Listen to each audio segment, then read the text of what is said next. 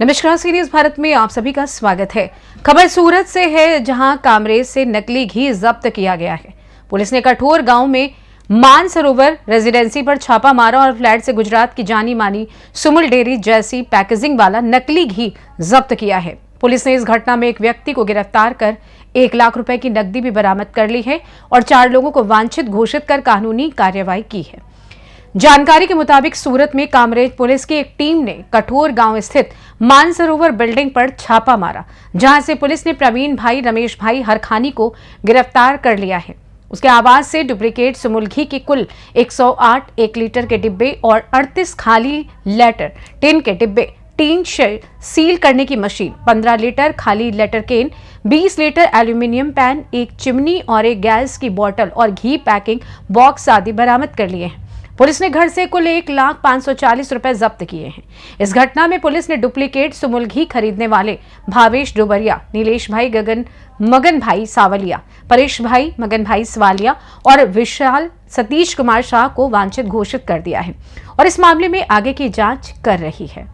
Surat range IG Shri Premvirsinh Yadav સાહેબની રાબડી હેઠળ સુરત ગ્રામ્ય જિલ્લા એસપી શ્રી તેજ જોઈસર સાહેબ તરફથી સુરત ગ્રામ્યના કામરેજ ડિવિઝનના ડીવાયએસપી શ્રી આઈજે પટેલ સાહેબ તરફથી 31ના અનુસંધાને કામરેજ પોલીસ સ્ટેશન વિસ્તારમાં અલગ અલગ અવારો જગ્યાઓ તથા વાહન ચેકિંગ અને કામરેજ પોસ્ટે વિસ્તારમાં કોઈપણ પ્રકારની ગેરકાયદેસર પ્રવૃત્તિ ચાલતી હોય તે શોધી કાઢવા માટે સૂચના અને માર્ગદર્શન આવેલ।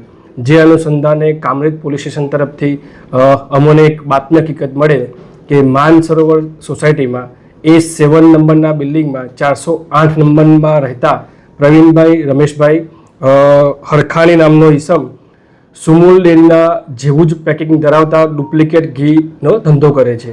જે અનુસંધાને કામરેજ પોલીસ સ્ટેશન તરફથી સુમુલ ડેરીના અધિકૃત અધિકારી દીપેશભાઈ ચંપકલાલ ભટ્ટ તથા એસએમસીમાંથી ફૂડ સેફ્ટી ઓફિસરને કામરેજ પોસ્ટે ખાતે બોલાવી સદર બંને ટીમો સાથે સદર જગ્યાએ રેડ કરતા Mansarovar building number A7 room number 408માંથી સુમુલ ડેરી જેવા આબેહૂબ પેકિંગ ધરાવતા નકલી ઘીના ટોટલ 108 ભરેલા ટીન તથા 38 ખાલી ટીન, પૂઠા, તે ટીન પેકિંગ કરવા માટેનું મશીન, ખાખી બોક્સ તથા અન્ય સામાન મળીને ટોટલ કુલ 1 લાખ રૂપિયાનો મુદ્દામાલ મળી આવેલ છે।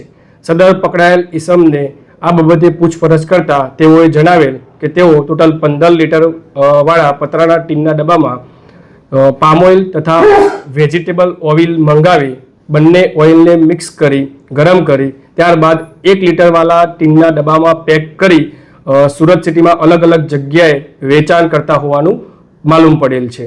આ બાબતે હાલ આગળની તપાસ પીએસઆઈ શ્રી DH વસાવા કરી રહેલ છે। સદર ઈસમની પૂછપરછ દરમિયાન આ પ્રકારના ટીનના ડબ્બા તથા અન્ય મુદ્દામાલ સુરત સિટી ખાતે રહેતા ભાવેશ ડોબરિયા, નીલેશ મગનભાઈ સાવલિયા તથા પરેશ મગનભાઈ સાવલિયા નામના ઈસમો પકડાયેલ પ્રવીણભાઈને આપી જતા હોવાનું જણાઈ આવેલ છે। આ અગાઉ આ ઈસમે અગાઉ એકવાર આ પ્રકારે ઘી બનાવી સુરત સિટીમાં વિશાલ સતીશ કુમાર શાહ નામના ઈસમને વેચેલ હોવાનું તપાસ દરમિયાન જણાઈ આવેલ છે। સદર બાબતે આગળની તપાસ હાલ ચાલુમાં છે। સાહેબ, અન્ય કોઈની સંડોવણી એની અંદર આના સિવાય પ્રવેશ છે? હાલમાં આ બાબતે વધુ તપાસ ચાલુમાં છે કે ટોટલી આ પ્રકારના ટીનના ડબ્બા કઈ જગ્યાએથી બનતા હતા, સ્ટીકર કઈ જગ્યાએથી બનતા હતા, અન્ય કોઈ ઈસમો આ પ્રકારની એક્ટિવિટીમાં સામેલ છે કે કેમ તે બાબતે આગળની તપાસ ચાલુમાં છે। કેટલા સમયથી ધંધો કરતો હતો? પ્રાથમિક તપાસ દરમિયાન સદર ઈસમ છેલ્લા 15 દિવસથી આ પ્રકારની એક્ટિવિટી કરતો હોવાનું ધ્યાનમાં આવેલ છે। सूरत से सी न्यूज़ संवाददाता राजदीप बारिया की रिपोर्ट। फिलहाल इस खास रिपोर्ट में बस इतना ही। देश दुनिया की तमाम बड़ी खबरों को जानने के लिए जुड़े रहिए सी न्यूज़ भारत के साथ। हर खबर आपके साथ, आपके हाथ।